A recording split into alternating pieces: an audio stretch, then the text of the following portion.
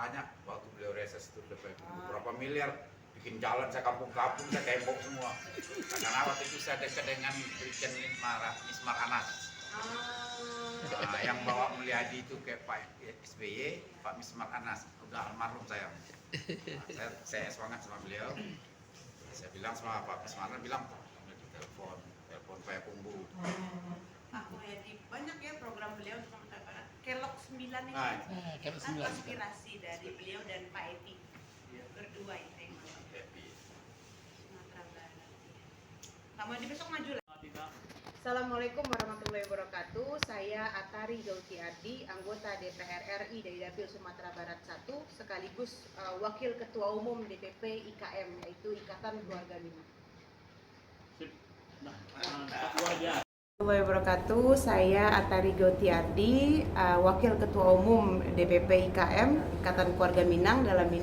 Dalam kesempatan hari ini, izinkan saya untuk menyapa seluruh masyarakat Minang dimanapun Dun Sanak berada. Semoga kita selalu sehat dan dilimpahkan rahmat serta hidayahnya kepada kita bersama. Ikatan Keluarga Minang atau IKM adalah organisasi perantau Minang yang terbesar dan tersebar di seluruh Indonesia. Sudah hampir di seluruh Indonesia ada kepengurusan IKM dan bahkan sudah sampai ke luar negeri. Bagi Dun Sanak dimanapun berada, ayo semua bergabung dengan IKM.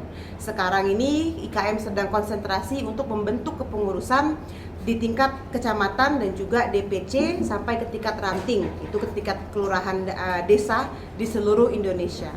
Selain itu kita juga sedang melaksanakan program pendataan perantau Minang di seluruh Indonesia.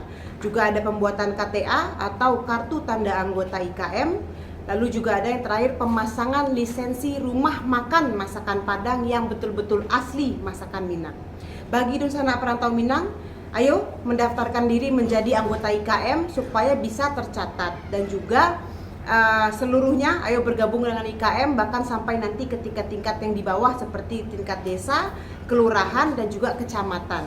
Nanti untuk mendaftar bisa mengisi formulir A1 dari Ikatan Keluarga Minang.